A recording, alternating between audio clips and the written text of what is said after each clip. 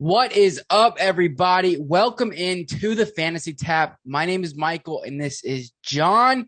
And we have got our list of top 5 rookie wide receivers. So pumped for this. John's got 5. I've got 5. They're kind of similar, but definitely not in the same order. So it's going to be a fun episode. John, how are you doing today? I'm doing great today. Looking at your list, we are similar, very similar. Got a lot of the same names, only missing one person on each. But our order is definitely way out there. But really excited for this because we are not only going to be talking their year one impact, we're not talking about what's going to happen 7 years down the road if these guys are still going to be number one receivers on their teams. What can you expect when you're going to take them in their draft, in your rookie draft this season? What kind of fantasy impact you're going to get from them in the relative future? So let's get it started. Let's go, John. You go first. Okay, guys. So if you ask me who I think is going to have the best future based on the situation they're in and the talent that they have, surprisingly, it figured this out making this list, but I'm going to go Williamson, out of Ohio State / Alabama. Did his junior year out of Alabama before the injury. Jameson Williams. Jameson Williams. You messed his name up twice. Twice. And yeah, I know. Realize that as I just wanted as less. Let's add extra pressure to that. So I do think that he can easily scoop up that number one role on that Detroit Lions team that's going to be getting better and better every season. Even if Jared Goff isn't the situation that we all want him to be in, they could easily get a quarterback next year and add more fuel to the fire. This guy is most likely the most talented receiver out of this class, in my opinion. He did finish number one in receiving yards last season, as well as being 5th in the entire NCAA, 3rd in touchdowns and 7 in yards per reception across the entire country. So definitely think someone that is going to have a huge impact right away. As soon as he does get cleared to play, he is coming off a little bit of an injury. We're not going to worry too much about that. We're talking about positivity here. So Jameson Williams is going to be my number one. Yeah, I mean, to be honest, Jameson Williams is on my list. I do think that he is definitely a top 3 talent in this draft as far as wide receivers go. Easily, that's not even debatable.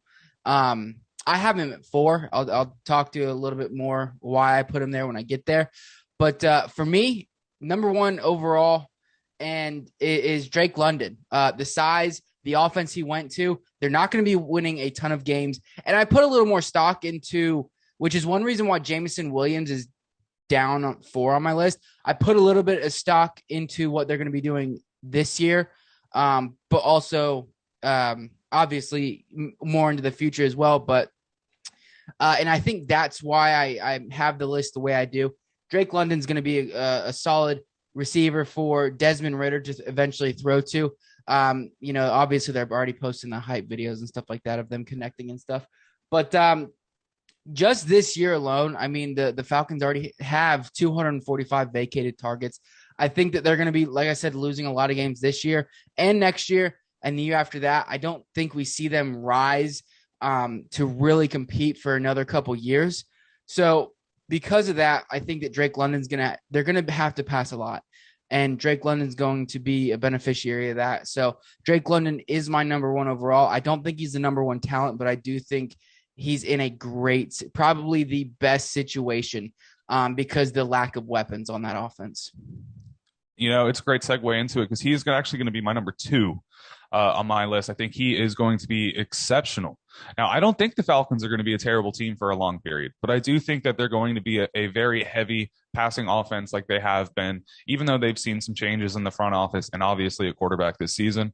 Now, Drake London's thing that stands out to me is he's 6'5", 210 pounds. The dude is huge. He didn't run a 40 at the combine, so no one can, can't rank him against that. Not like it really matters, but when you watch him, he has game speed.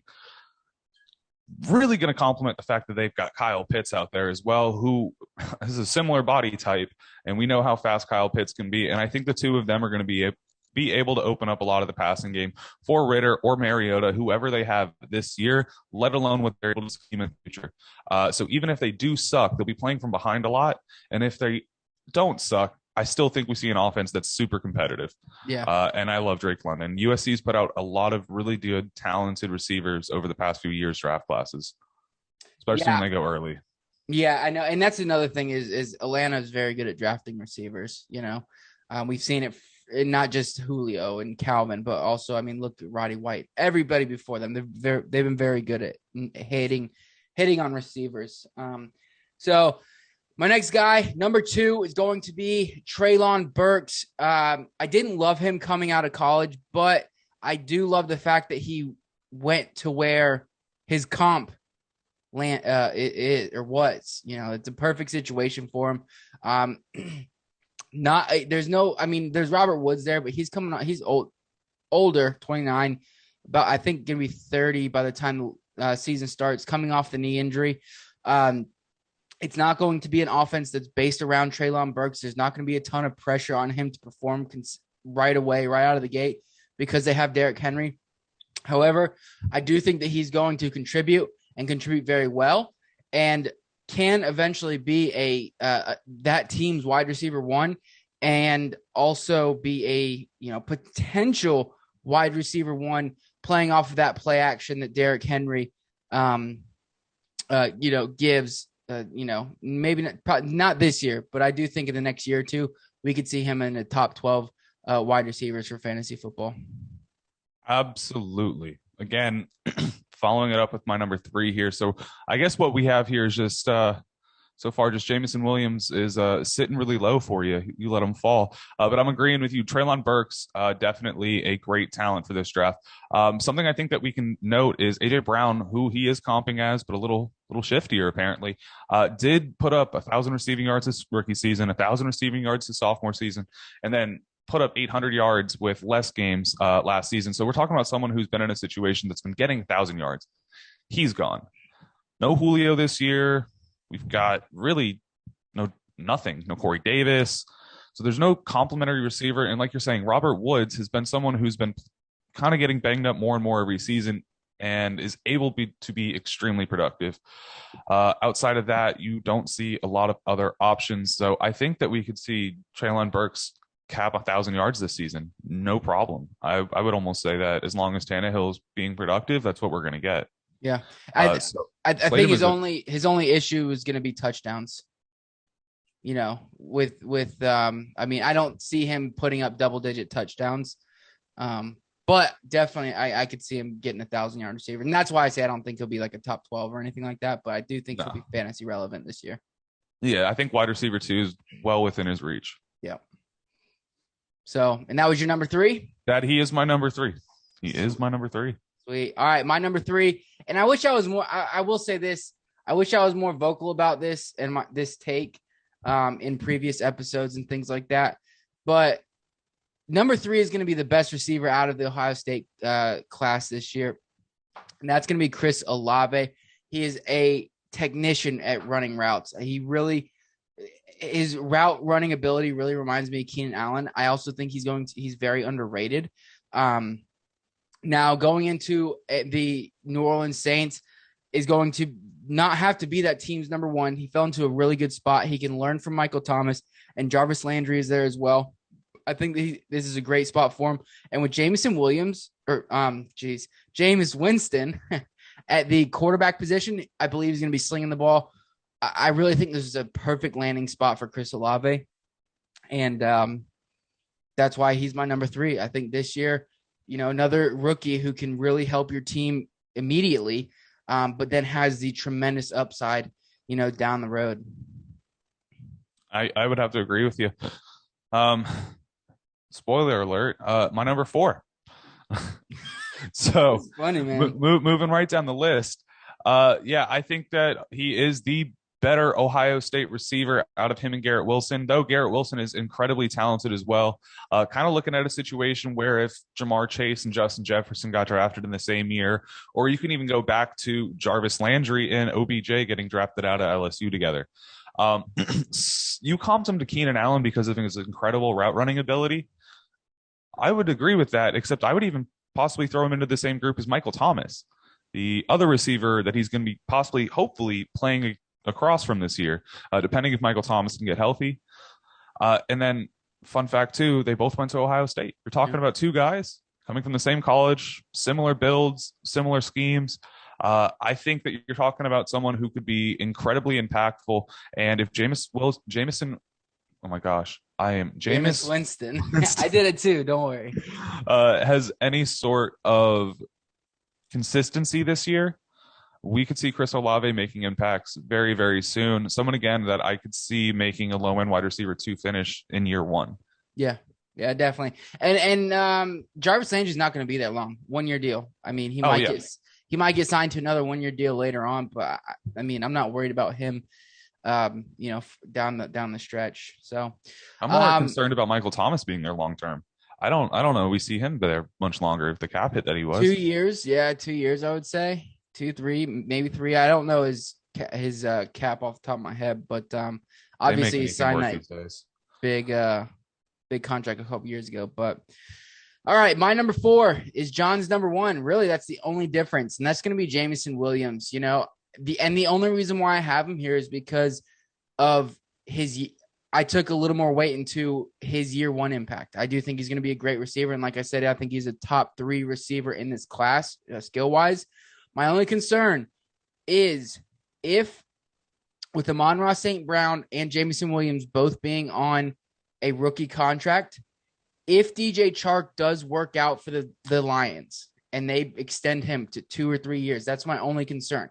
Now, I do think they can coexist, but that'll be a lot of targets to go around because DeAndre Swift's catching out of the backfield. You got TJ Hawkinson, DJ Chark, Amon-Ra St. Brown, all of them. That's going to be a loaded offense.